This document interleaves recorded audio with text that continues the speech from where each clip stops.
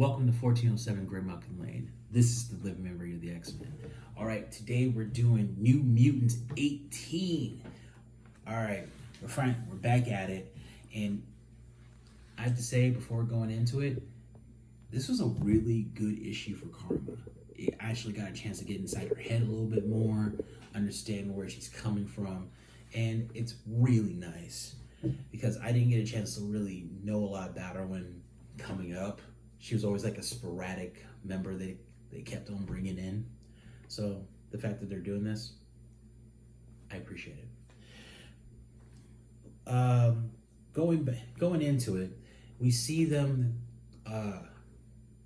Danny, Moonstar, Mirage, and Karma, trying to separate Karma's twin from her consciousness. It's really weird. And we get a chance to see that they've tried every telepath on the island, which and then when they showed how who was doing it, and it showed Jean Grey and Emma Frost, and I was a little confused. Why would they be working together like that? That's like getting LeBron James to play against like a really good street player. They're both really good, but it's totally different. But then you think about it, like Jean has more power, but Emma's more creative with her powers. So, Xavier, I don't like how they're writing Xavier.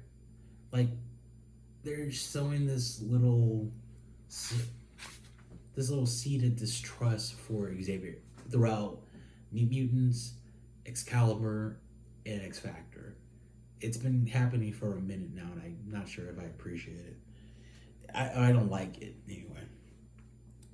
So, and then, okay, go back to the story. We go into the Crucible, where Karma asks Mirage to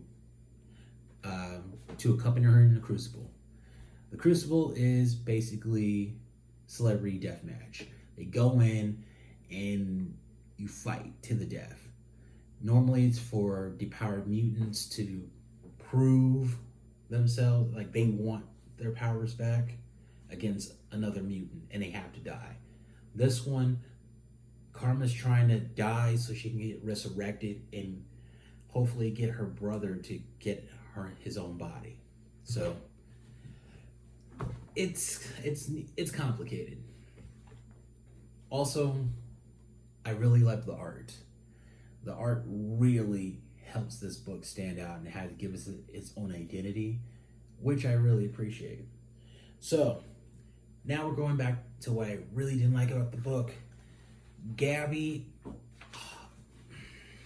I hate Scout. I know she's an 8-year-old kid, but she's an 8-year-old Wolverine, and she sucks. Her friends are talking to the Shadow King, talking about getting away to, switch, but like body swapping, maybe getting a chance to get like a baseline human body, because all these characters have been physically mutated. And we get Gabby basically saying, I don't think this is a good idea because it's that guy. And it's like, you don't even know this guy. What are you talking about? And she always makes it seem about her. At one point she says, oh, I know it's like to be manipulated by people. How would you know that you're being manipulated? You're 8 years old. And it's just a lot back and forth. Just seeing like a little nosy kid who basically got abandoned by her family because her older brother Dakin, he's over in X Factor trying to get it with a North Star's sister. You got Laura X-23. She's about to get called up to the X-Men, and she has her own stuff going on. Wolverine, as we've seen in my previous Wolverine video, he's busy being a scumbag to French women. So she just left all by herself. It's, yeah. Also, this little letter from Ileana where she says, like, we were raised by you. It was, no, you weren't. You were raised by a demon, Ileana. Get your story straight. You can't just throw all this blame onto the elders when you don't really know what you're talking about. I really hope this is like a character thing and not the writers. Also, so going back to the Crucible, you get the final bouts, Karma and Mirage, and they go down. It's a good fight, and then Karma dies, and then she gets resurrected, but she still has her robot leg, which I always I don't like the fact that they have like intentionally made differently abled characters keep their disability.